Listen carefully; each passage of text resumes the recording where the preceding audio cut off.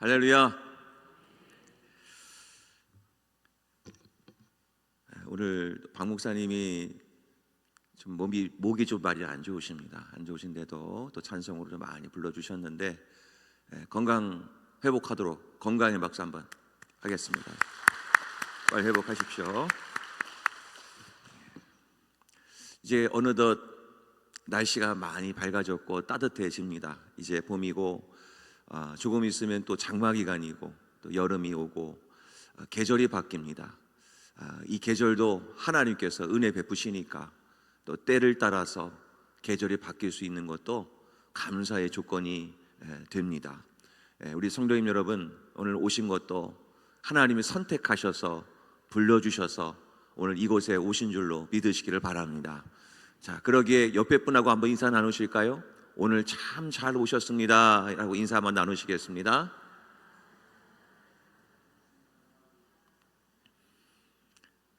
오늘따라 더 얼굴이 환하십니다. 감사합니다. 오늘 이제 말씀은 이제 출애굽기 이제 두 번째 말씀을 전합니다. 저는 이제 강해라는 말을 잘 안 씁니다. 많이 부족하고 또 이렇게 많은 어떤 전문적인 연구를 하고 있는 사람은 아니지만 그래도 하나님 말씀을 전할 수 있기 때문에 강해라는 말을 쓰지 않고 주시는 감동에 따라서 말씀을 전합니다. 저는 법학을 공부했습니다. 그래서 가급적이면 그런 세상의 학문으로 대처를 하고 싶은 마음도 불쑥불쑥 올라올 때가 사실 많습니다. 인간적인 대처.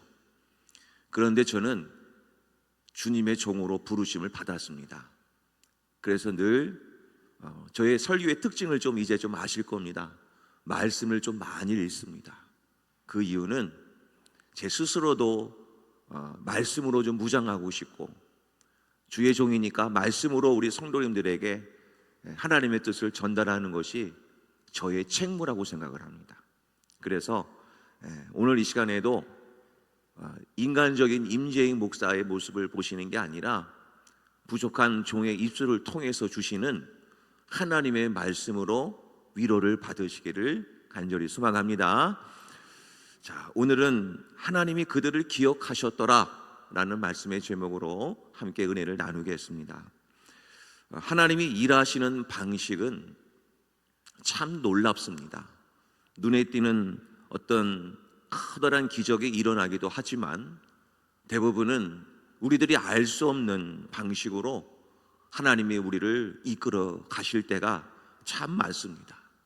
그래서 우리는 종종 이런 단어를 사용하기도 하죠. 은혜로구나. 이 은혜라는 말을 언제 씁니까?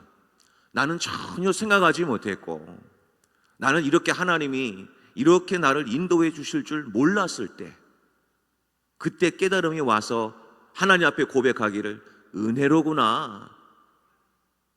그러니까 우리는 하나님의 뜻과 계획은 알 수는 없지만 하나님께서 마치 안개가 가려졌던 나의 삶 속에서 하나님의 바람이 확 불어 닥치니까 하나님의 계획이 이렇게 수면 위로 올라오듯이 그제서야 하나님의 뜻을 깨달을 때가 얼마나 많은지 모릅니다. 우리는 그럴 때마다 은혜입니다. 한번 따라해 보실까요? 은혜입니다. 이것이 우리에게 고백으로 나옵니다. 그것을 다른 말로 전문 용어로 계시라고 합니다. 계시. 드러내어 보여주시다. 오늘 이 시간에 하나님께서 듣는 말씀을 듣는 중에 하나님의 계시가 임하기를 주님의 이름으로 축복합니다. 주의 음성도 들으시고 하나님께서 주시는 놀라운 감동도 다 받으시기를 바랍니다. 이것이 하나님의 은혜입니다. 오늘 본문의 상황을 한번 말씀을 드리면서 오늘 말씀을 이어가는 것이 좋겠습니다. 이스라엘 백성들이 이제 애굽 땅에서 종살이를 하기 시작했습니다. 무려 400년. 이 400년이라는 시간이 결코 짧은 시간이 아닙니다. 우리들이 일제 치하에 있었을 때만 하더라도 불과 몇십 년밖에 되지 않았는데 그 일제시대 치하에 때 있었던 그 잔재들이 지금도 있지 않습니까? 언어적인 면도 그렇고 문화적인 면도 그렇고 그런 다른 나라에 의해서 침략을 당해서 이렇게 어려움을 겪었을 그 짧은 시기에도 어려움을 겪는데, 지금 이 이스라엘 백성들은 무려 400년 동안 종살이를 하고 있었던 겁니다. 이미 그들의 생각은 꺾어버릴 대로 다 꺾여버리고, 우리는 이제 더 이상 여기에서 벗어날 수 없어, 소망도 이미 다 잃어버린 지 오래가 되었습니다. 근데 하나님께서는 이렇게 소망도 없고 도저히 이 문제를 해결할 수 없는 상황으로 가득 채워져 있었을 때, 하나님께서는 위대한 지도자 모세를 통하여 이스라엘 백성들을 이끌어낼 계획을 하나씩 하나씩 실행에 옮기시고 계셨습니다. 그런데 하나님의 뜻이 나타나면 나타날수록 세상의 많은 세력들은 더 활발해집니다. 바로 지난 장이죠. 출애굽기 1장에 보면 애굽의 바로 왕이 이스라엘 백성들의 숫자가 더 늘어나니까 어떻게 했습니까? 히브리 산파를 동원하여 남자 아이면 죽이고 딸이면 살려둬라, 산하 제한 정책을 펼치게 됩니다. 이제는 꼼짝 없이 이스라엘 민족은 멸망의 길로 접어들었습니다.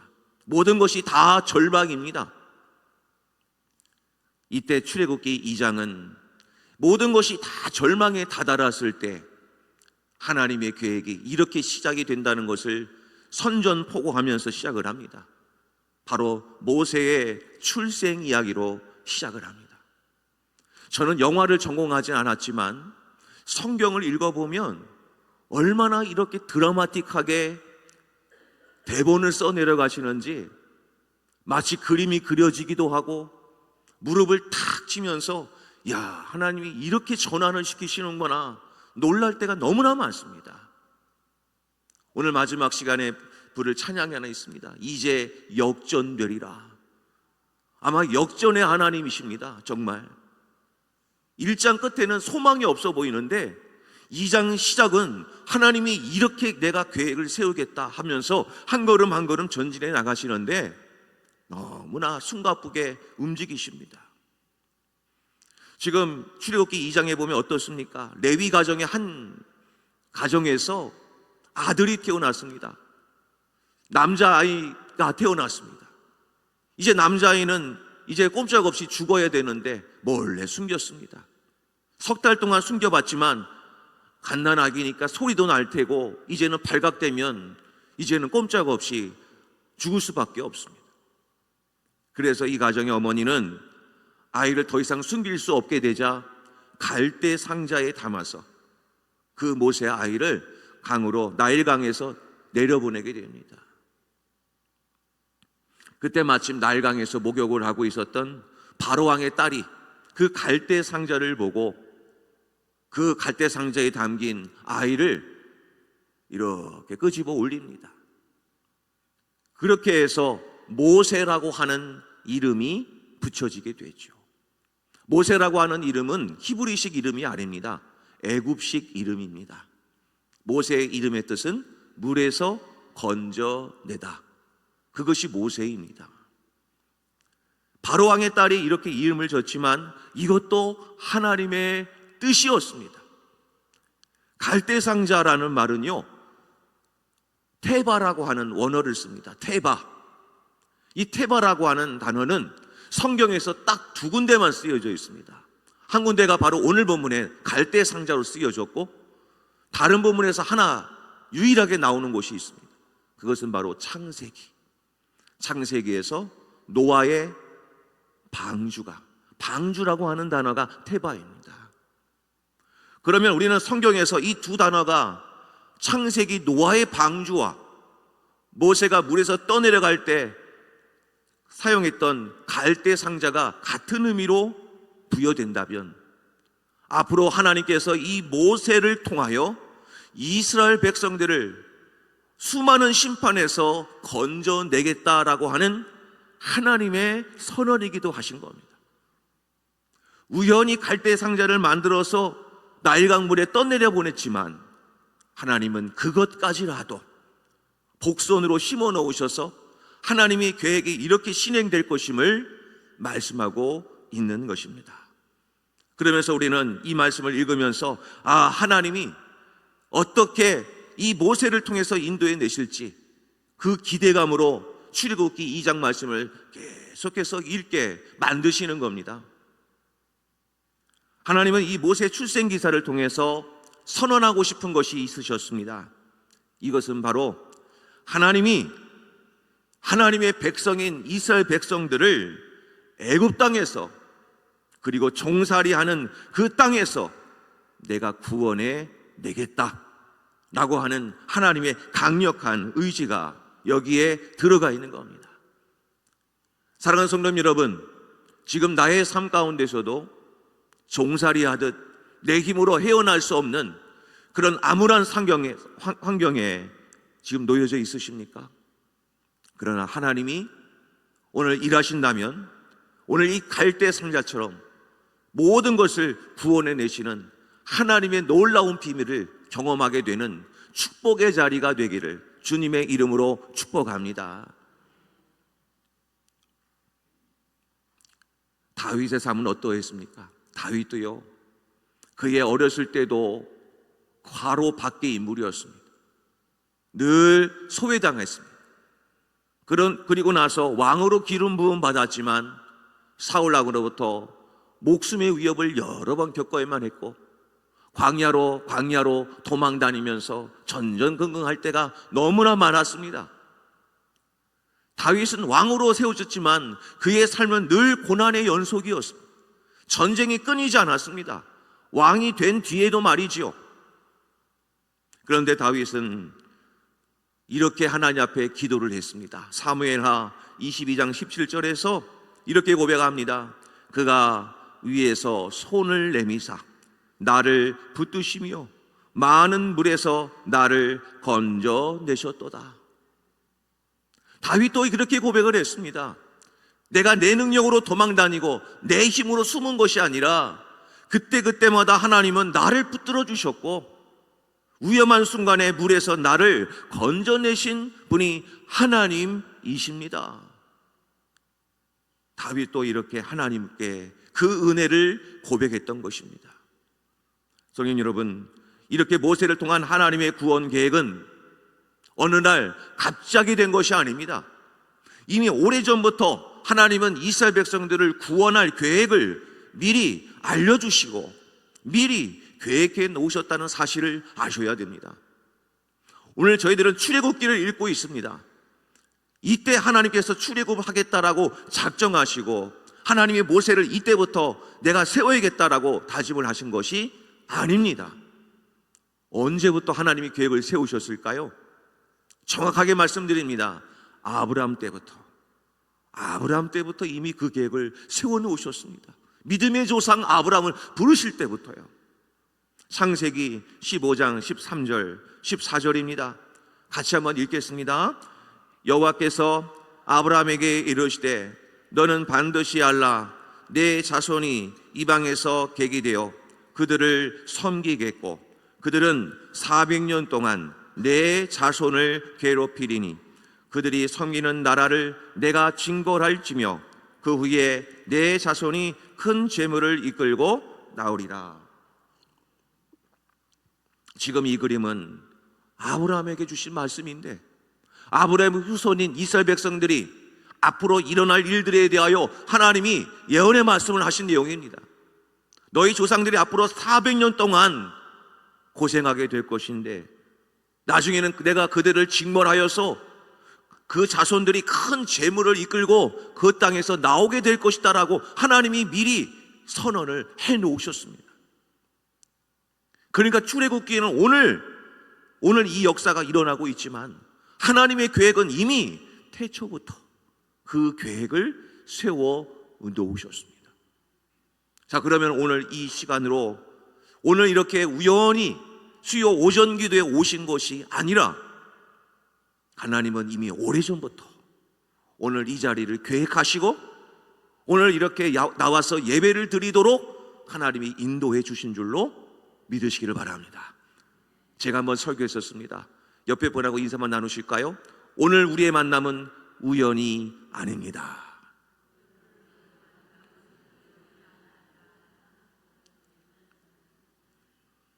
이미 하나님이 오늘 이 자리는 2000년 전부터 약속하신 겁니다. 그러므로 오늘 만나는 사람은 너무나 반가운 인물이어야 합니다. 그리고 소중하게 여기십시오. 2000년부터 약속된 사람을 오늘 만나신 겁니다. 자, 그렇다면 이제 모세를 하나님이 쓰시겠다는 것이 이해가 되었습니다. 그러면 우리의 인간적인 생각은 하나님이 이왕 모세를 쓰려면 언제 쓰는 것이 제일 좋으실까요?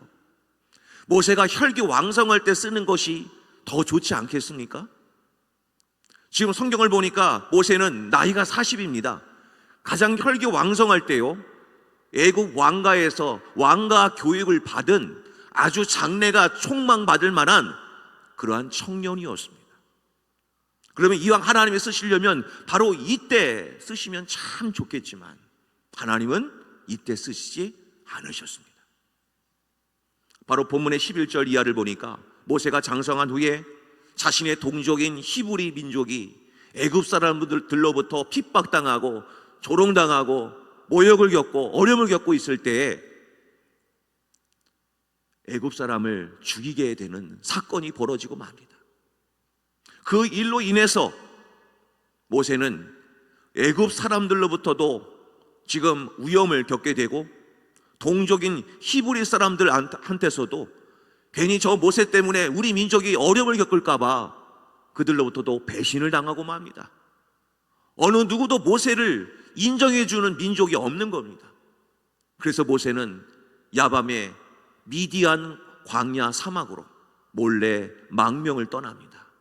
혈혈단신은 혼자 저 광야로, 아무도 없는 저곳으로 몰래 망명을 떠나게 되죠. 이제 장래가 촉망받았던 모세는 아무것도 가진 것이 없는 그런 홀몸으로 이제는 저 광야로 들어가야만 했습니다. 그래도 거기에서 한 여인을 만나죠. 십보라라고 하는 여자를 만나서 거기서 결혼도 합니다. 그런데 거기에서 그 십보라와 결혼을 하고 첫 아들을 낳았는데 그 아들의 이름을 뭐라고 했냐면 게르솜이라고 지었습니다. 이 게르솜이라고 하는 이름의 뜻은 내가 이방에서 나그네 되었다.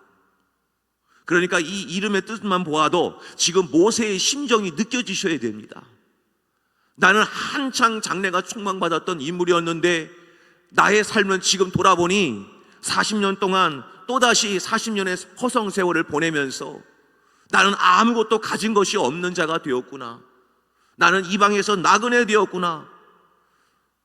나는 이것으로 무엇인가 할 수 있는 것이 아무것도 없구나. 모든 것이 절망, 모든 것이 다 포기되는 그런 상황이었습니다. 근데 하나님은 그로부터 40년이 지난 나이 80에 하나님은 모세를 이렇게 부르십니다. 그리고 모세를 통하여 하나님의 일하심이 그때부터 시작이 됩니다. 사랑하는 성도님 여러분, 이것이 하나님이 일하시는 방법입니다. 하나님의 일하심에 전적으로 순응할 때까지 하나님께서는 철저하게 우리를 낮추십니다. 이것이 하나님이 일하시는 방식입니다. 왜냐하면 하나님의 일하심에는 어느 누구나 자신의 행위나 노력에 공로를 더하지 못하게 하시려고 하나님이 막으시는 겁니다. 저도 처음 담임 목회를 했을 때 39살, 정말 뭔가 좀 해볼만 했습니다. 많은 것을 쏟아부었습니다. 열과 성의를 다해서 낮과 밤으로. 그런데 10년이 지났을 때 제가 깨달은 것이 하나 있습니다. 내 힘으로는 안 되는구나. 제가 신학대학원부터 가지고 있던 모든 자료를 다 통틀어서 다 쏟아부었지만 아무것도 안 되더라고요. 그때마다 하나님은 금식을 시키고 본당에 올라가서 기도하게 하시고 가정의 어려운 풍파를 다 겪게 하시고, 제가 깨달은 거라고는 저 하나님 아무것도 아닙니다. 그런데 한 가지 신기한 거는 하나님이 그때부터 부르시고 그때부터 쓰시더라고요. 저는 찬양을 잘 못 부릅니다. 그런데 하나님이 만나는 순간 손을 좀 들어라 막 명령도 하셨어요. 손 더 높이 들어. 목소리도 그게 뭐야? 목소리도 더 크게. 가사를 생각하면서 나를 높여라. 하나하나 알려주시는데 너무나 창피했습니다. 목사의 신분으로 하나님이 찬양도 가르쳐 주시니까 얼마나 창피하던지 그냥 눈물 콧물 흘리면서 그냥 하나님 하나님. 저는 그때 그 순간을 잊지 못합니다. 그때는 언제였냐면 아무것도 안 될 때였습니다. 내 힘으로 안 되는구나. 모세도 그러했습니다. 아무것도 안 되는 거예요. 더 이상 인생에 소망이 없는 그때 하나님이 부르셨는데, 하나님은 왜 이렇게 부르십니까? 하나님은 일하실 때는 내가 가진 능력으로 일하시는 분이 아니라 하나님의 능력으로 일하시기 때문에 그렇습니다. 그래서 내 힘을 빼게 하시는 겁니다. 오직 우리에게 필요한 것은 단 한 가지, 하나님의 일하심에 우리는 인내의 순종만 하시면 되는 겁니다. 한번 따라해 보실까요? 인내의 순종. 저는 기다림이 참 그렇게 어려운 줄 몰랐습니다. 기다림이 얼마나 어려운지, 기다리면서 하나님 앞에 순종할 수 있는 것이 하나님의 사명을 감당하는 가장 중요한 조건입니다. 어떤 분들은 이렇게 얘기합니다. 성경 지식도 많아야 되고, 또 교회를 섬기려면 교회에 대한 지식도 이렇게 많이 알아야 되고, 그러나 하나님을 섬기는 데 있어서 이런 것들은 부차적인 문제입니다. 진짜 중요한 것은 하나님의 부르심 앞에 반응하고 그 부르심이 있을 때까지 인내하면서 순종할 수만 있기만 한다면 하나님은 그 인생을 높이 들어서 사용할 줄로 믿으시기를 바랍니다. 인내의 순종, 그것만이 답입니다. 그럼 인내의 순종을 우리가 어떻게 하면 우리가 잘 할 수 있을까요? 오늘 본문의 23절에서 그 힌트를 제공해 주고 있습니다. 본문의 23절입니다. 여러 해 후에 애굽 왕은 죽었고 이스라엘 자손은 고된 노동으로 말미암아 탄식하며 부르짖으니 그 고된 노동으로 말미암아 부르짖는 소리가 하나님께 상달된지라. 여기서 알 수 있는 것이 있습니다. 이스라엘 백성들은 처음에는 자신들이 고통 중에 있으면서도 하나님께 부르짖었다는 말이 앞부분은 없습니다. 고난이 찾아왔는데도 그들은 하나님을 찾지 않았어요. 삶이 어렵고 힘든데도 그들은 하나님을 향하여 부르짖지 않았습니다. 그런데 오늘 본문에 와서야 그들은 그제서야 하나님 앞에 이 고통으로 말미암아, 고된 노동으로 말미암아 하나님께 부르짖는 자세로 삶이 바뀌었습니다. 이게 하나님의 뜻입니다. 하나님이 부르짖을 때까지, 너가 나를 찾을 때까지 하나님은 그 고난을 계속해서 허락하셨던 것입니다. 이스라엘 백성들이 이제 부르짖기 시작합니다. 부르짖을 때 하나님 뭐라고 말씀하십니까? 하나님께 상달된지라. 이제 하나님의 계획이 이루어질 시기가 되었다는 것입니다. 성도 여러분, 그러므로 내 삶 가운데 어려움이 있으십니까? 어려움이 있는데도 하나님께 부르짖지 않는 분들이 계십니까? 사람 찾아가고 내 계획과 내 생각을 의지하고 그렇게 했다가는 그 고난은 계속될 뿐입니다. 내게 어려움이 왔을 때 우리가 꼭 기억해야 될 것은, 하나님이 나를 찾으시는구나, 나에게 와서 부르짖으라고 하나님이 소리를 지고 외치라고 나에게 그 신호를 주시는구나, 이렇게 신호를 감지하시고 오셔야 됩니다. 예수님의 제자였던 제자들도 예수님과 함께 동고동락하면서 수많은 기적과 수많은 말씀들을 알고는 있었지만 정작 귀신 들린 한 아이 앞에서 아무것도 할 수 없는 제자들이었습니다. 예수님이 오셔서 그 귀신 들린 아이를 고쳐주셨습니다. 그리고 나서 제자들은 창피하니까 나중에 가면서 예수님께 묻습니다. 예수님, 어떻게 해서 그런 일이 벌어졌습니까? 그때 예수님 말씀하시죠. 기도 외에는 다른 유가 나갈 수가 없다. 제 아무리 직분이 제자라 할지라도, 한종 직분자라 할지라도, 목회자라 할지라도 기도하지 않으면 능력 나타나지 않는다는 겁니다. 사랑하는 성도 여러분, 어려운 일 있을 때마다 우리가 해야 될 일은 무엇인가? 하나님 앞에 엎드리시라는 겁니다. 기도하지 않으면 아무런 소용이 없습니다.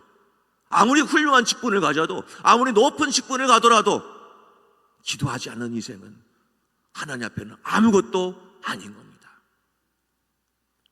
여기서 주목해야 될 단어가 있습니다. 본문의 23절의 끝단어, 상달된지라. 상달됐다는 뜻이 무엇이겠습니까? 채워졌다는 뜻입니까? 채워졌다, 이제 본격적으로 하나님이 일하실 거다라는 그런 의미가 담겨져 있습니다. 사랑하는 성도 여러분, 이스라엘 백성들이 부르짖는 기도는 곧바로 응답된 것이 아닙니다. 고통 중에 400년 동안 하나님 하고 하나님 부르짖는 일이 얼마나 많았는지요. 종살이 하다가 겪은 일이 얼마나 많습니까? 인신 모독도 당하실 테고, 내 가족이 고통당했을 때고, 얼마나 어려웠습니까? 그때마다 하나님 하나님. 그런데 하나님의 때가 되니까 그들의 부르짖는 소리가 비로소 상달되었다. 이 말의 뜻은 기도의 양이 어느 정도 채워졌을 때, 하나님을 향한 기도의 그릇이 뜻대로 되었을 때, 그때 하나님은 응답을 해주신다는 겁니다. 요한계시록 5장 8절 말씀, 이런 말씀이 있습니다. 그 두루마리를 취하심에 네 생물과 24 장로들이 그 어린 양 앞에 엎드려 각각 검은고와 향이 가득한 금 대접을 가졌으니 이 향은 성도의 기도들이라. 그 금대접이 담겨져 있는 것이 기도의 향기라는 것입니다. 요한계시록의 새벽기도의 말씀 가운데 있습니다. 그때 가면은 미리 공지하겠지만, 기도의 향이 담겨졌을 때 그것을 하나님께서 뭐라고 말씀하시냐면 땅에 쏟으라, 이렇게 말씀합니다. 기도의 대접이 양이 다 채워지면 땅에 쏟듯 하나님의 응답이 우리에게 내려온다는 겁니다. 그럼 우리는 여기서 알게 되지요. 지금 내가 오랜 동안 기도해도 응답이 안 되는 것이 혹시 있으십니까? 나는 이 기도 제목 내놓고 오랫동안 기도해 봤어. 3년, 4년, 5년 나는 기도해 봤어. 그런데 하나님이 기도 응답 안 주시더라. 그래서 이 기도 제목을 빼신 적은 없으십니까? 오늘 이 시간부터 오늘 기억하십시오. 이제는 포기했던 기도 제목 다시 끄집어내시기를 바랍니다. 다시 먼지가 훌훌 나는 그 기도 제목 다시 집어 드십시오. 다시 그 기도 제목 가지고 하나님이 응답해 주실 때까지 기도하시기를 바랍니다. 아멘이십니까? 이렇게 생각하십시오. 기도해도 당장 응답이 없다는 것은 나의 기도의 그릇이 크다, 너무나 크기 때문에 기도를 더 많이 해야 된다라고 하나님이 기도의 그릇을 이만큼 크게 하신 겁니다. 한번 따라해 보실까요? 나의 기도의 그릇은 엄청나게 큽니다. 할렐루야. 그렇게 생각하시면 더 기도할 수밖에 없습니다. 본문의 25절 말씀 보면 이렇게 기도하니까 어떻게 될까요? 25절 말씀 같이 한번 읽겠습니다. 자, 시작.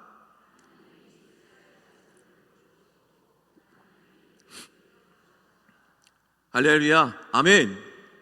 하나님이 이스라엘 자손을 돌보셨고 하나님이 그들을 기억하셨더라. 과거형입니다. 하나님은 지금부터 끝까지 돌보셔 왔다. 그리고 지금까지 그들을 기억하고 계셨다, 이런 뜻입니다. 그런데 본문의 바로 앞절인 24절의 말씀을 가니까 이렇게 하지요. 들으시고 기억하사. 현재형입니다. 그러니까 오늘 나의 기도를 들으시는 것은 오늘만 들으시는 것이 아니라 이미 오래전부터 그들의 기도를 들으셔왔고 그것을 기억하고 계셨다가 오늘에서야 그 계획을 실행에 옮기셨다라는 것입니다. 사랑하는 성도님 여러분, 나의 개인의 기도도 그러하고 우리 시온성교회가 또한 그러하고 여러 가지 어렵고 힘든 고난의 터널을 지나가고 있습니다. 부족한 정도 이 제단 위에 부임하면서 하나님 앞에 순종하는 마음으로 왔습니다. 그러면서 저는 늘 기도하는 것은 하나님께서 해결해 주실 때까지 사람 의지하지 않고 환경 의지하지 않고 하나님의 말씀만을 붙들고 인내하며 순종하겠다. 지금도 그렇게 기도하고 있습니다. 우리에게 필요한 것은 지금 기도밖에 없습니다. 기도가 살아나야 됩니다. 기도하다가 성령도 받고 기도하다가 찬양이 쳐져 나오고 기도하다가 환상과 기적이 나와야 됩니다. 모든 일에 기도하지 않으면 하나님의 능력을 경험할 수 없기 때문이죠. 성령 여러분, 하나님께서는 자식을 낳지 못하는 한나는 어떻게 했습니까? 간절하게 기도하지 않았습니까? 제사장은 엘리 제사장은 뭐라고 표현합니까? 저 사람 술에 취해 있는가? 왜 횡성수설하는가? 얼마나 기도가 간절하면요, 정말 기도가 정말 미친 것처럼 되는 겁니다. 말씀처럼. 얼마나 눈물 콧물 범벅대면서 얼마나 아들을 낳고 싶어서 얼마나 이렇게 간절하게 한나가 기도했겠습니까? 이제는 목소리도 안 나왔을 겁니다. 하도 부르짖어가지고 쉰 목소리로. 그때 하나님이 기도의 그릇이 딱 채워지니까 이렇게 응답하십니다. 사무엘상 1장 19절에 그들이 아침에 일찍 일어나 여호와 앞에 경배하고 돌아가 라마의 자기 집에 이르니라. 엘가나가 그의 아내 한나와 동침하매 여호와께서 그를 생각하신지라. 할렐루야. 그를 생각하셨다, 기억하셨다. 하나님은 기도의 한 방울 한 방울을, 한나의 그 기도의 모습을 다 보아하셨던 겁니다. 그래서 하나님의 때가 되니까 그를 생각하시고 그의 한나의 몸에서 앞으로 이스라엘 백성들을 이끌 위대한 제사장으로 바로 사무엘을 하나님이 태어나게 하십니다. 할렐루야. 하나님, 이것이 우리에게 필요한 것입니다. 부르짖는 기도, 야성의 기도, 사자가 부르짖듯 하나님 앞에 간절한 마음으로 토로하면서 기도하는 그 기도가 지금 우리에게 필요합니다. 이방 사람이긴 하지만 로마의 백부장 고넬료, 그도 하나님 앞에 끝까지 기도하는 삶을 살아왔습니다. 경건한 신앙인이었습니다. 하나님 앞에 살았습니다. 이방 사람이 하나님을 믿는다는 것이 쉬운 일은 아니었을 겁니다. 당시는 로마의 황제는 신이었기 때문이죠. 백부장은 위에서 명령하면 따라야만 하는 그러한 자입니다. 그런 자가 신을 다른 사람으로 섬겼다, 다른 신을 섬기고 있다는 것은 죽을 수도 있는 겁니다. 그런 하나님 앞에 기도하기 시작했습니다. 그의 기도를 하나님이 들어주십니다. 사도행전 10장 3절과 4절입니다. 하루는 제90쯤 되어 환상 중에 밝히 보매 하나님의 사자가 들어와 이르되 고넬료야 하니, 고넬료가 주목하여 보고 두려워 이르되 주여 무슨 일이니까? 천사가 이르되 내 기도와 내 구제가 하나님 앞에 상달되어 기억하신 바가 되었다. 아멘.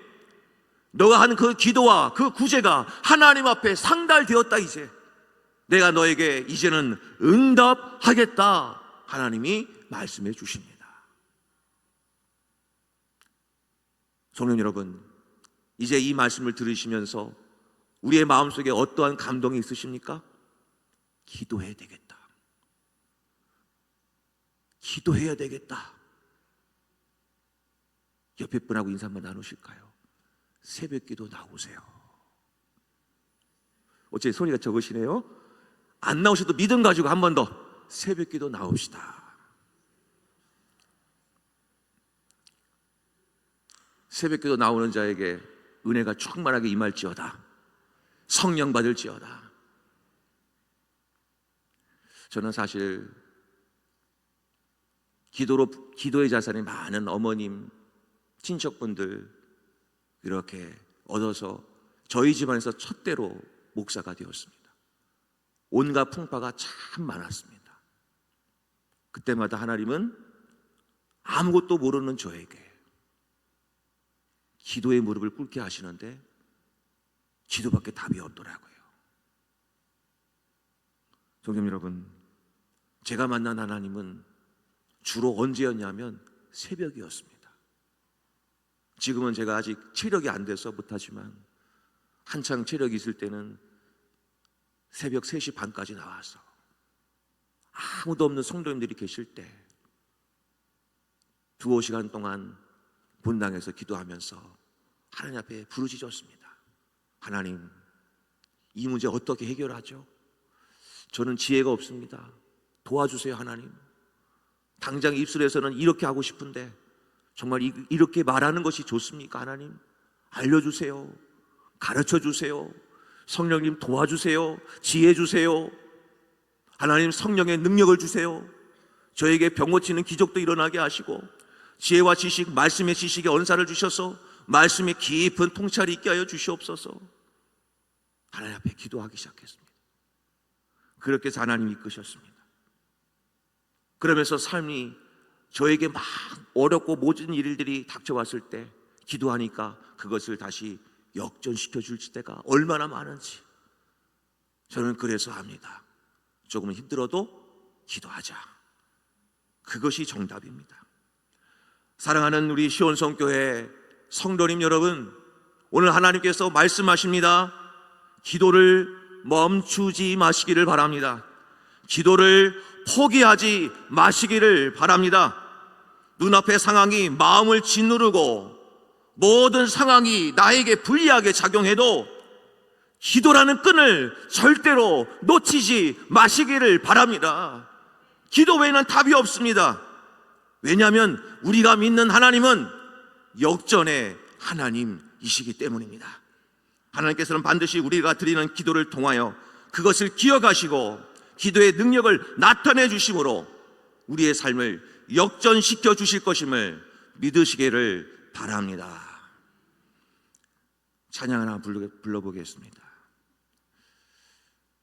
이제 역전되리라 라고 하는 요즘 부르는 찬양인데 한번 좀 가사가 참 좋아서 이 찬양을 선택했습니다. 조금 어려운 리듬이지만 그래도 함께 가사를 생각하면서 함께 불러보았으면 좋겠습니다.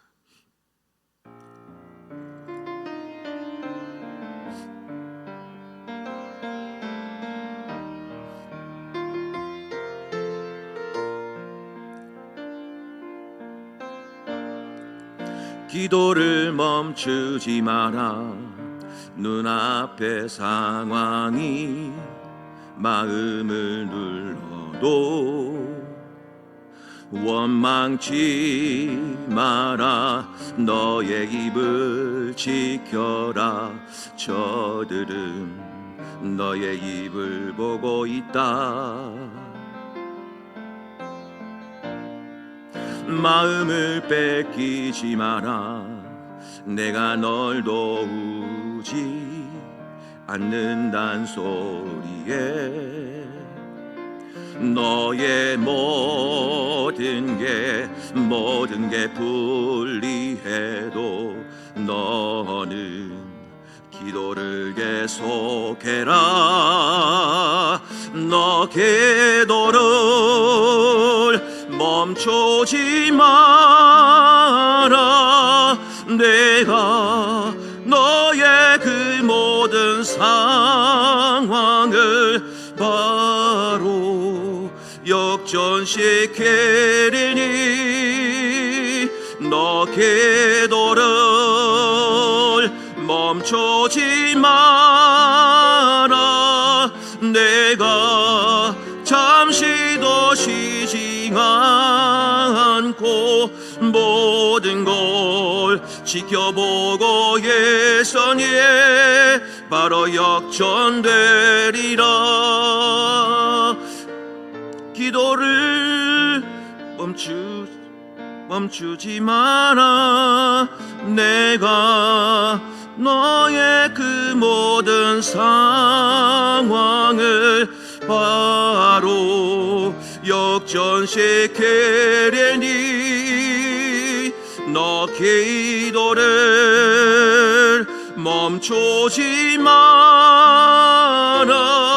내가 잠시도 쉬지 않고 모든 걸 지켜보고 예선에 바로 역전되리라.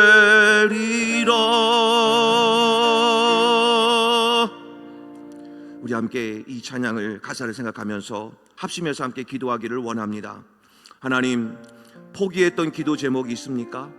원망하며 하나님 앞에 지냈던 나의 기도 제목이 있습니까?